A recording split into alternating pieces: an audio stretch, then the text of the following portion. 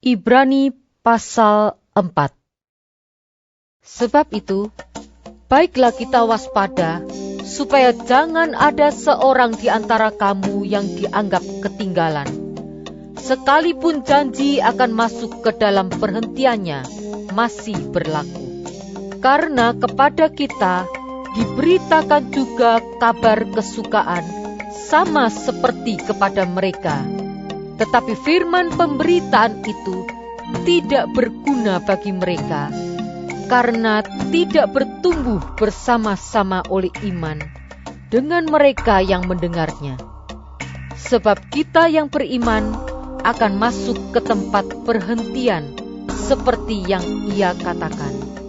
Sehingga aku bersumpah dalam murkaku, mereka takkan masuk ke tempat perhentian.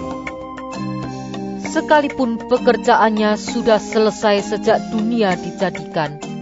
Sebab tentang hari ketujuh pernah dikatakan di dalam suatu nas.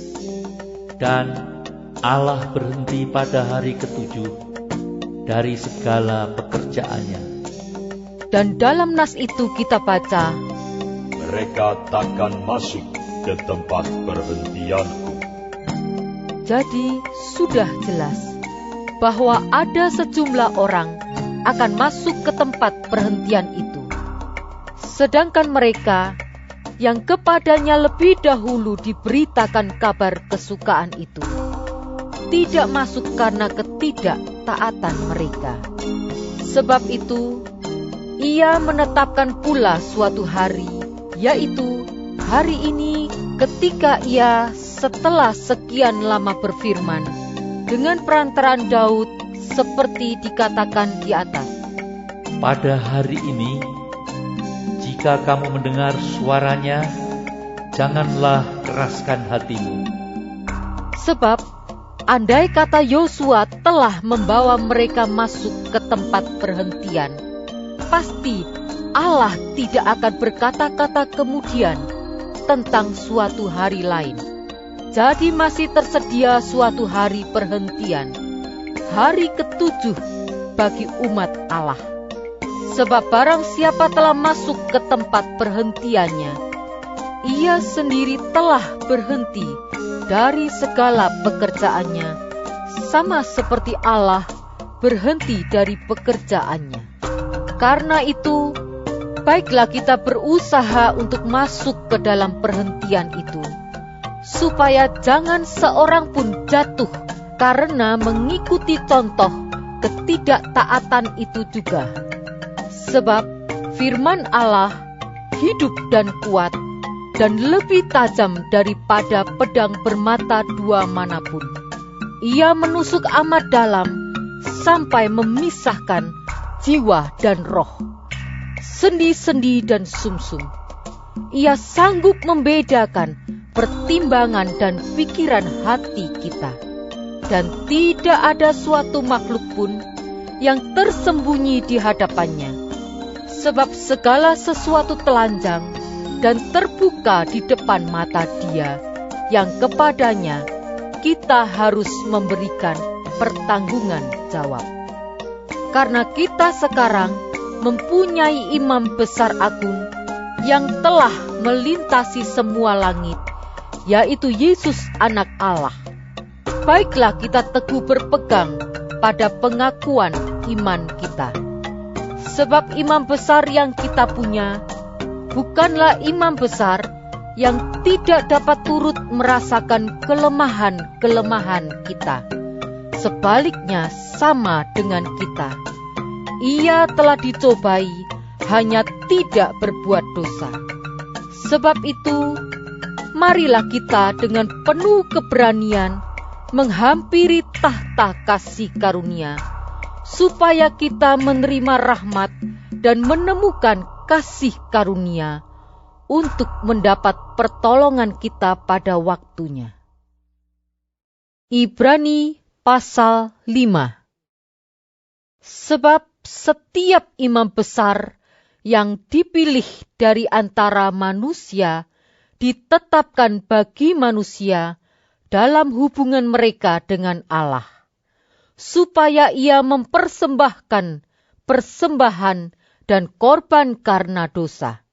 Ia harus dapat mengerti orang-orang yang jahil dan orang-orang yang sesat, karena ia sendiri penuh dengan kelemahan yang mengharuskannya untuk mempersembahkan korban karena dosa, bukan saja bagi umat, tetapi juga bagi dirinya sendiri. Dan tidak seorang pun yang mengambil kehormatan itu bagi dirinya sendiri, tetapi dipanggil untuk itu oleh Allah, seperti yang telah terjadi dengan Harun. Demikian pula, Kristus tidak memuliakan dirinya sendiri dengan menjadi imam besar, tetapi dimuliakan oleh Dia yang berfirman kepadanya, Anakku engkau telah kuperanakan pada hari ini. Sebagaimana firman-Nya dalam suatu nas lain, Engkau adalah imam untuk selama-lamanya, menurut peraturan Melkisedek. dalam hidupnya sebagai manusia, ia telah mempersembahkan doa dan permohonan dengan ratap tangis dan keluhan kepada Dia yang sanggup menyelamatkannya dari maut, dan karena kesalehannya ia telah didengarkan. Dan sekalipun ia adalah anak, ia telah belajar menjadi taat dari apa yang telah dideritanya. Dan sesudah ia mencapai kesempurnaannya, ia menjadi pokok keselamatan yang abadi bagi semua orang yang taat kepadanya. Dan ia dipanggil menjadi imam besar oleh Allah menurut peraturan Melkisedek. Tentang hal itu, banyak yang harus kami katakan, tetapi yang sukar untuk dijelaskan, karena kamu telah lamban dalam hal mendengarkan. Sebab sekalipun kamu ditinjau dari sudut waktu, sudah seharusnya menjadi pengajar. Kamu masih perlu lagi diajarkan asas-asas pokok dari penyataan Allah, dan kamu masih memerlukan susu, bukan makanan keras. Sebab barang siapa masih memerlukan susu, ia tidak memahami ajaran tentang kebenaran, sebab ia adalah anak kecil. Tetapi makanan keras adalah untuk orang-orang dewasa, yang karena mempunyai panca indera yang terlatih untuk membedakan yang baik daripada yang jahat. Ibrani pasal 6. Sebab itu, marilah kita tinggalkan asas-asas pertama dari ajaran tentang Kristus dan beralih kepada perkembangannya yang penuh. Janganlah kita meletakkan lagi dasar pertobatan dari perbuatan-perbuatan yang sia-sia dan dasar kepercayaan kepada Allah, yaitu ajaran tentang pelbagai pembaptisan, penumpangan tangan, kebangkitan orang-orang mati, dan hukuman kekal. Dan itulah yang akan kita perbuat jika Allah mengizinkannya. Sebab mereka yang pernah diterangi hatinya, yang pernah mengecap karunia surgawi, dan yang pernah mendapat bagian dalam Roh Kudus, dan yang mengecap firman yang baik dari Allah, dan karunia-karunia dunia yang akan datang. Namun yang murtad lagi tidak mungkin dibaharui sekali lagi sedemikian hingga mereka bertobat, sebab mereka menyalibkan lagi anak Allah bagi diri mereka dan menghinanya di muka umum. Sebab tanah yang menghisap air hujan yang sering turun ke atasnya dan yang menghasilkan tumbuh-tumbuhan yang berguna bagi mereka yang mengerjakannya, menerima berkat dari Allah.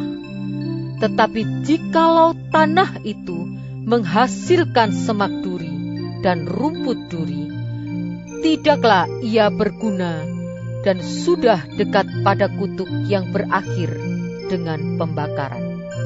Tetapi hai saudara-saudaraku yang kekasih, sekalipun kami berkata demikian tentang kamu, kami yakin bahwa kamu memiliki sesuatu yang lebih baik yang mengandung keselamatan.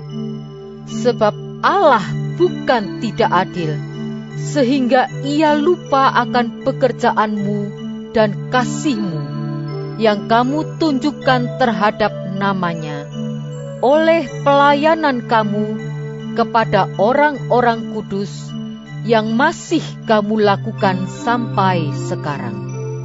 Tetapi kami ingin supaya kamu masing-masing menunjukkan kesungguhan yang sama untuk menjadikan pengharapanmu suatu milik yang pasti sampai pada akhirnya, agar kamu jangan menjadi lamban, tetapi menjadi penurut-penurut mereka yang oleh iman dan kesabaran mendapat bagian dalam apa yang dijanjikan Allah. Sebab ketika Allah memberikan janjinya kepada Abraham, ia bersumpah demi dirinya sendiri, karena tidak ada orang yang lebih tinggi daripadanya. Katanya, sesungguhnya aku akan memberkati engkau berlimpah-limpah dan akan membuat engkau sangat banyak. Abraham menanti dengan sabar, dan dengan demikian ia memperoleh apa yang dijanjikan kepadanya. Sebab manusia bersumpah demi orang yang lebih tinggi, dan sumpah itu menjadi suatu pengokohan baginya, yang mengakhiri segala bantahan. Karena itu, untuk lebih meyakinkan mereka yang berhak menerima janji itu akan kepastian putusannya, Allah telah mengikat dirinya dengan sumpah, supaya oleh dua kenyataan yang tidak berubah-ubah, tentang mana Allah tidak mungkin berdusta, kita yang mencari perlindungan beroleh dorongan yang kuat untuk menjangkau pengharapan yang terletak di depan kita. Pengharapan itu adalah sauh yang kuat dan aman bagi jiwa kita, yang telah dilabuhkan sampai ke belakang tabir, di mana Yesus telah masuk sebagai perintis bagi kita ketika ia menurut peraturan Melkisedek menjadi imam besar sampai selama-lamanya.